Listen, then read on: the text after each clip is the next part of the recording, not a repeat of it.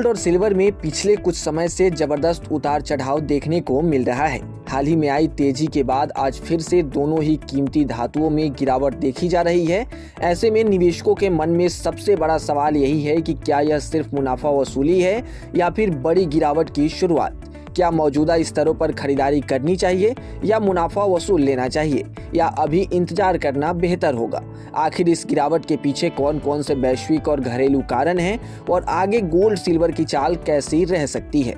तो चलिए बताएंगे सब कुछ, लेकिन उससे पहले आज का रेट्स जान लेते हैं। तो आज MCX पर गोल्ड और सिल्वर में गिरावट देखने को मिल रही है। MCX पर गोल्ड 5 अगस्त कॉन्ट्रैक्ट अपने पिछले क्लोज से 210 रुपए की गिरावट के साथ 1,44,852 रुपए प्रति 10 ग्राम पर ओपन हुआ। तो वहीं MCX पर सिल्वर 4 सितंबर कॉन्ट्रैक्ट अपने पिछले क्लोज से 431 रुपए की गिरावट के साथ 2,26,567 रुपए पर ओपन हुआ। कारोबार के दौरान गोल्ड ने 1,45,105 रुपए प्रति 10 ग्राम का लो, तो वहीं सिल्वर ने 2,25,765 रुपए प्रति किलोग्राम का लो बनाया। अब आते हैं गोल्ड और सिल्वर में इस उतार चढ़ाव की सबसे बड़ी वजहों पर। दरअसल हाल के दिनों में अमेरिकी डॉलर में मजबूती, बॉन्ड यील्ड में बढ़ोतरी और फेडरल रिजर्व की ब्याज दरों को लेकर बनी अनिश्चितता ने प्रीशियस मेटल्स पर दबाव बढ़ाया है। इसके अलावा हाल ही में आई गिरावट के बाद निवेशकों ने मुनाफा वसूली भी की, जिसके बाद गोल्ड और सिल्वर में गिरावट देखने को मिली। वहीं जियोपॉलिटिकल टेंशन में कुछ नरमी और इक्विटी मार्केट्स में बेहतर रिटर्न की उम्मीद ने भी सेफ हेवन एसेट से निवेशकों का रुझान कुछ हद तक कम किया। हालांकि बाजार के जानकारों का मानना है कि आगे की चाल पूरी तरह अमेरिकी आर्थिक आंकड़ों, dollar index, bond yield, central bank की नीति और वैश्विक घटनाक्रम पर निर्भर करेगी। साथ ही अमेरिका के इन्फ्लेशन डेटा, रोजगार के आंकड़े और फेडरल रिजर्व अधिकारियों के बयान भी बाजार की दिशा तय करने में अहम भूमिका निभाएंगे।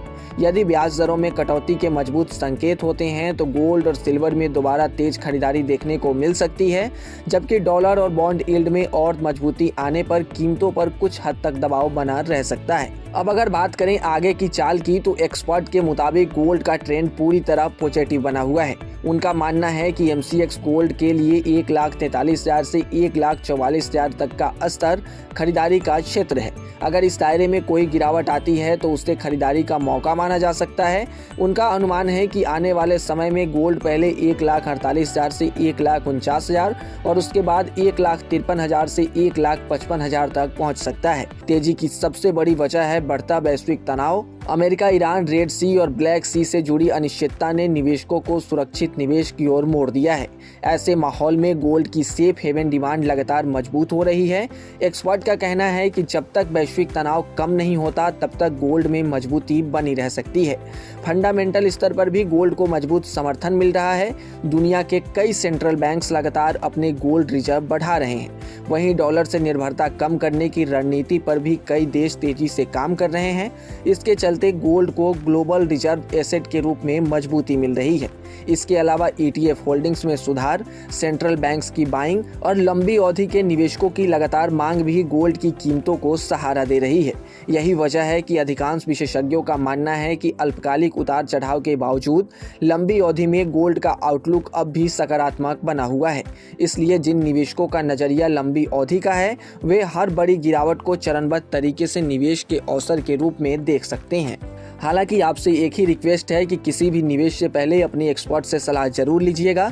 बिना सलाह निवेश ना करें, क्योंकि ऐसे ही आपको नुकसान हो सकता है।